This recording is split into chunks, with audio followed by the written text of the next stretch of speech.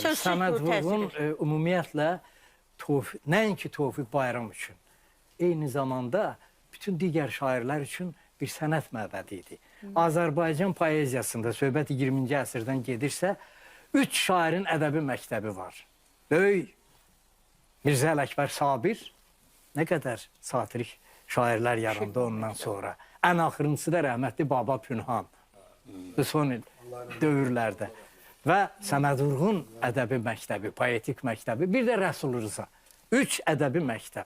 Tofiq Bayram da Səməd Vurğun ədəbi məktəbinin görkəmli nümayəndələrindən biri idi və dönə-dönə öz şeirlərində Səməd Vurğunu məhv edirdi. Deyirdi ki, təb ürəkdə, söz dodaqda yaşayan kimi, bülbül güldə, gül budaqda yaşayan kimi, günəş göydə, qartal dağda yaşayan kimi, şair xalqın nəfəsində Vurğun yaşayır.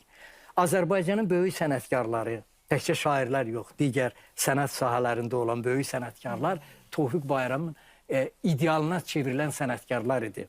Deməli, Niyazi, Üzeyir Hacıbəyov, Səttar Bəhlulzadə, Qara Qarayev və bu qəbildən olan Fikrət Əmirov, bu qəbildən olan böyük sənətkarlar. Məsələn, Səttar Bəhlulzadə, onun nəzərində təkcə rəssam deyildi.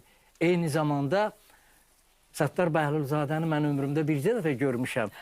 Bir çayxanada Bakıda. Yəni, Füzulidən şeirlər deyirdi və özü çox gözəl təhlil eləyirdi onu.